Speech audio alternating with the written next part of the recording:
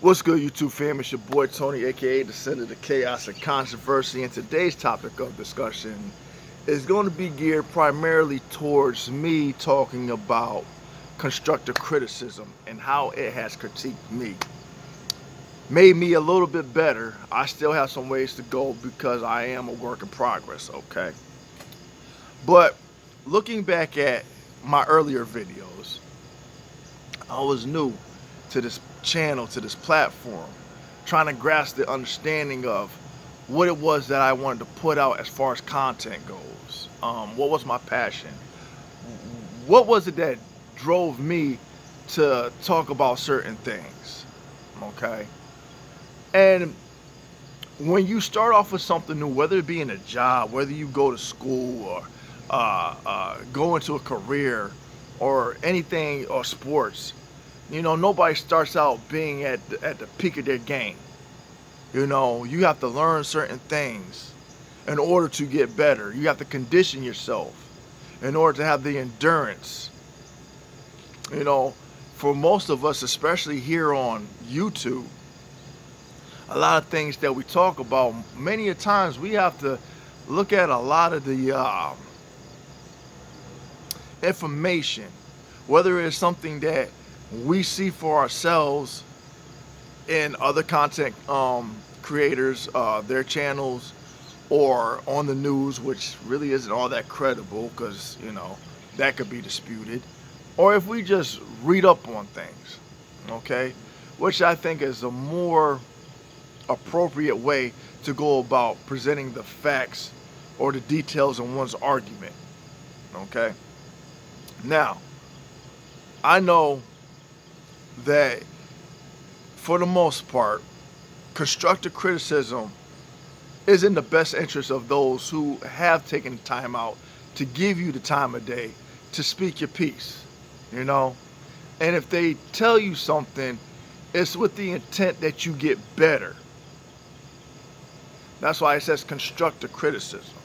They're going to point out certain things in certain areas to point out the flaws and some of the things that's discussed or presented. Now, the comment section under many of our platforms is brutal.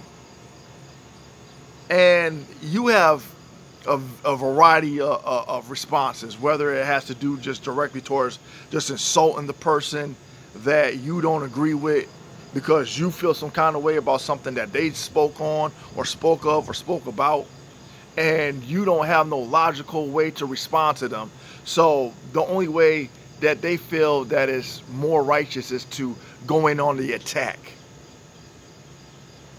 They don't offer anything as a sensible rebuttal. They'll just say you're stupid or you're this or you're that or whatever the case may be, but they don't offer anything as a sound argument.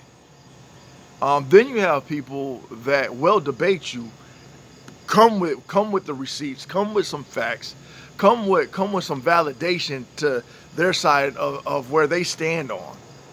And they're civil with it. They're sensible and they're civil with it. And I have nothing but respect for those individuals. And for the most part, and then of course you got those that do criticize you, like me. And I'll give the example as a prime example. A lot of my videos, and I'm not the only one, and I say this time and time again, we look at a person like Officer Brandon Tatum, and I think, and if he sees this video, I'm gonna break it down.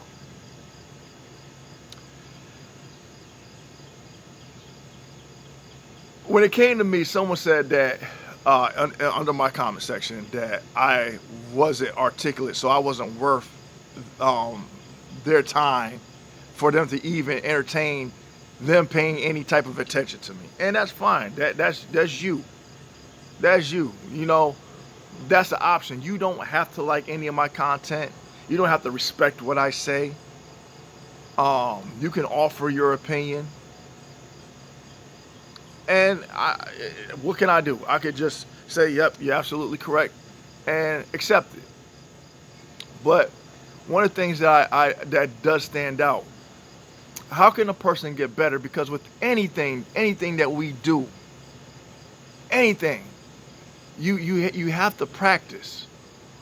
You have to practice. I said it before. A doctor can't get good at what they're doing if they don't go and practice. Because you don't want some doctor just coming out of, pre-med, going straight to the operating table, and do perform some kind of surgery on you. No, you want him to have some hours under his belt, so that way when you know that you're going under the knife, that doctor knows what he's doing. Am I right or am I wrong? Okay. Lawyers, they have to study law. If you want a person, if you have to go to court and you have to plead your innocence or guilt, you want a good representation on your behalf and someone to know the law so that they can defend you, so that way, the outcome goes into your favor. And they spend hours and hours and hours studying the bar. You don't get somebody that just comes fresh out of high school or college and say, hey, I think I'm just going to become a lawyer, and don't even go to law school. Don't even study law, and don't even bother taking the bar exam. Would you want that person to represent you? No. For a lot of people who go into public speaking, they have to craft the way they speak, the way they articulate themselves. And that comes with a lot of practice. For me, I know personally, especially when I was in high school and in college, I couldn't stand getting up in front of people and presenting anything in regards to a topic that I had to go study and research, and then stand in front of the class and give a presentation. I was a nervous wreck. My anxiety level was just through the roof. To have people just sitting out in the audience and just staring at you, and you're hoping that what it is that you decide to discuss, is worth you getting that good grade, And, you get a lot of people that heckle you, and you have to deal with it, But the only way to get better is through practice.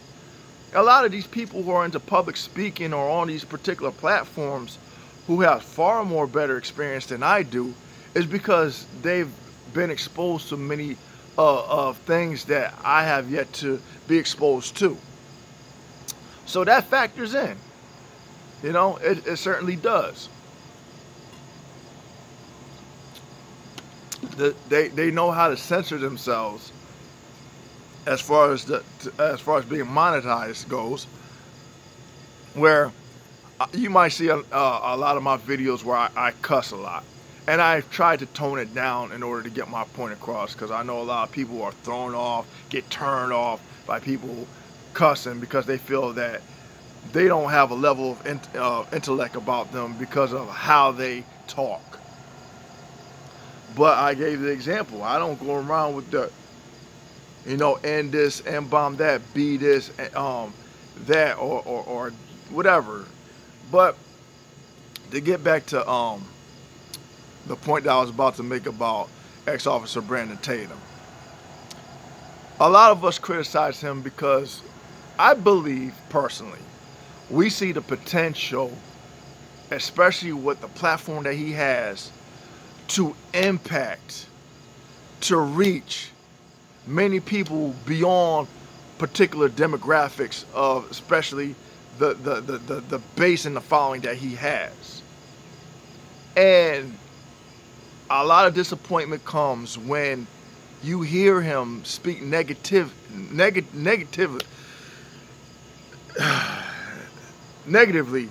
about a particular demographic of black people. And before, the way he was giving his presentation on what his disapproval was that he was making generalizing statements, putting every black person into the same category. And where people say that he was dangerous is because if you are of a person that is of a particular influence and you got the attention of many people, their perception could easily be misinterpreted by the things that is said. Because you might get these people who have this negative outlook towards black people, and you're just going off on a tangent, just talking bad, bad, bad, bad, bad, and you're not giving credit where credit is due to the other people in the black community who isn't of that element that you're talking negative about. Because to a person that is ignorant and choose to be ignorant, they're going to sit there and say, yeah, all black people are gangbangers. Yeah, all black people are drug dealers. Yeah, all black people are drug addicts and stuff. And the way the presentation is put out there, you got some people who think and receive what people say in that particular manner. So there's a responsibility that comes to us content creators to pretty much go over the things that we want to present to the public and how we go about doing that. Because the same could be said for a person like, say, me, for example. If I'm trying to get the point across that we need to address racism in areas here in this country, and I go off on a tangent just talking about white people as a whole, white people as a general, I'm going to turn people off. People are not going to receive my message. People ain't going to care to hear me. Because what I've done was clump every white person into one category in regards to saying that all white people are racist, or all white people are part of the KKK, or neo-Nazis, or white supremacists, or white nationalists, or whatever the case may be. And they're going to rightfully be offended because they aren't affiliated with the particular demographics of who I'm speaking of. And if I come with the attitude, well, it should be understood, well, if I don't make it a point to where it is understood and specifically point to those particular areas without making the generalized statements and generalized comments, what do I expect as far as how I'm going to be received? That's why I say generalizing is also a key factor in how people receive what we're saying. Okay? But what I did notice is that it must have gotten under Brandon Tatum's skin, because he did a video recently where he was talking or covering a story where this black woman went up to another black woman who obviously they knew each other because they once lived under the same roof, and was being raised by the mother of one of the victims. And he was talking about the black on black crime, which I know it kind of gets under many of the people in the black community skin when you talk about it, because it's something that does affect people in the black community. And we're trying to figure out how to resolve this issue, because it is just a senseless act on our part to just go about killing each other for no legitimate reason.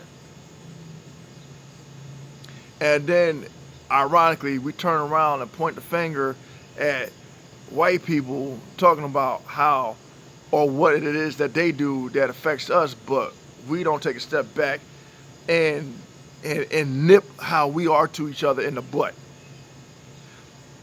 And I understand that. I understand that it's an issue, that it's a problem, and it needs to be addressed. And there needs to be a solution, and it should have been a solution that was already presented long time ago. Long time ago. But Brandon has gotten better. I mean, in that video, he pretty much said, look, I'm talking about this particular group of people. Obviously, I'm not talking about all black people, because yes, there are productive black people in the black community. And before he started, he said, I have to say this because I know I get called coons, I get called Uncle Toms, I get called sellouts, whatever.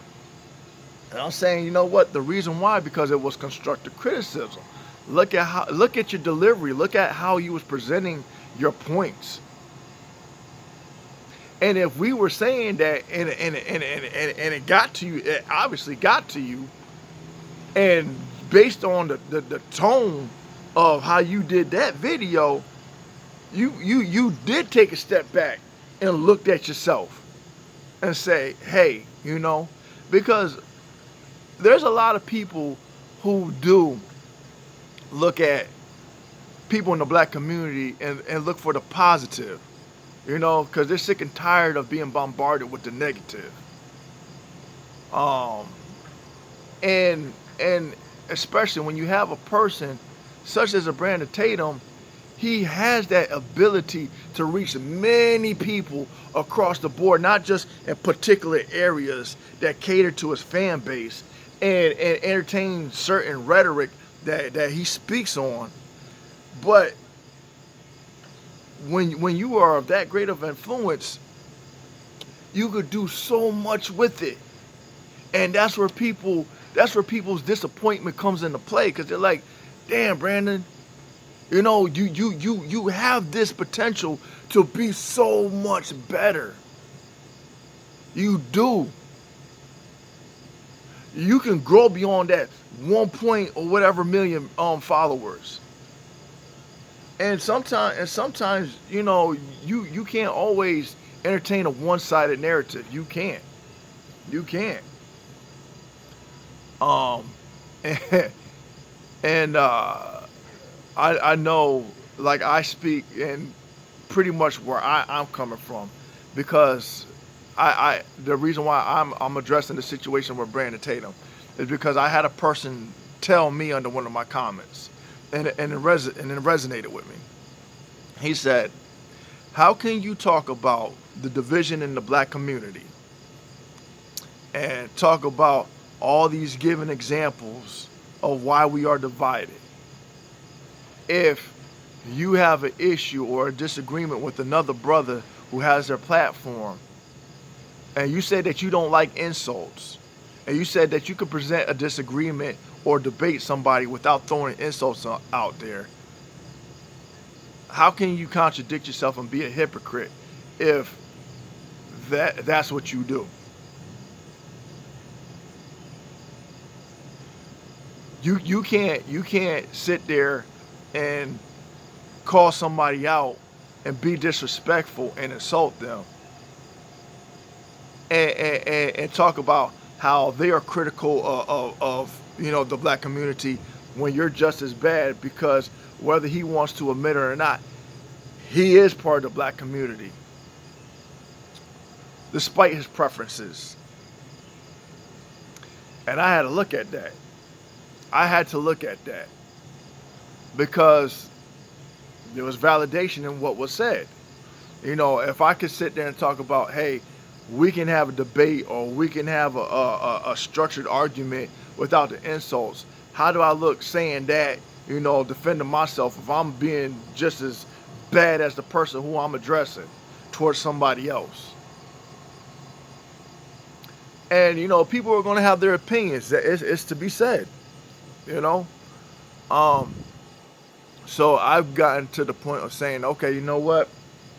I'm gonna take the insults out of the equation, and I'm gonna just say, hey, this is what I disagree with on this particular standpoint, in regards to what this person said or that person said or what have you.